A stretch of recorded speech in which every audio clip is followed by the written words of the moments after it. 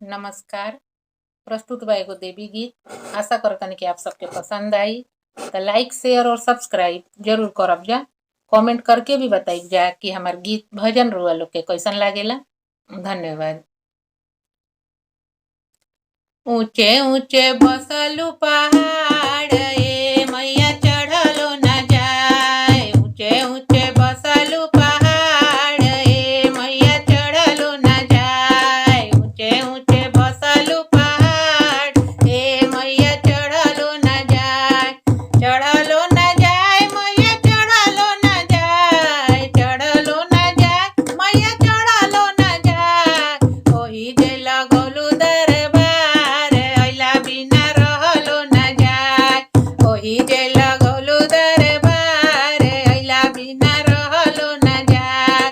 ऊंचे ऊंचे बसलू पहाड़ ए मैया चढ़लो न जाए। ऊंचे ऊंचे बसलू पहाड़ ए मैया चढ़लो न जाए।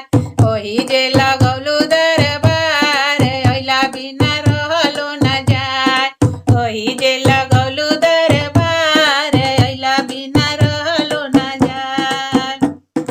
हाथवा में लोटावा लोटावा में जल। हाथवा में लोटावा लोटावा में जल। जलवा गिरे गिरे जाए ए मैया चढ़लो न जाए।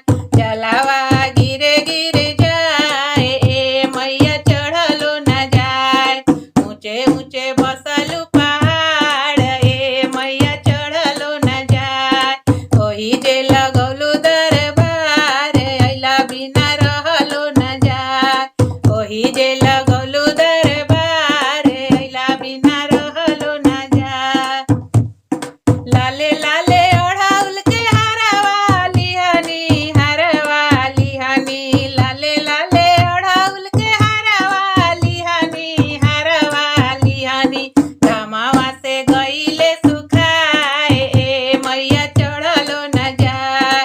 घमावा से गइले सुखाए ए मैया चढ़लो न जाए। घमावा से गइले सुखाए ए मैया चढ़लो न जाए। ओही जे लगौलू दरबार अइला बिना रहलो न जाए।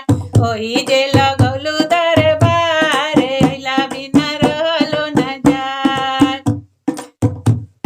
हरे हरे पनावा के बीड़ावा ले आईनी बीड़ावा ले आईनी। हरे हरे पनावा के बीड़ावा ले आईनी बीड़ावा ले आईनी।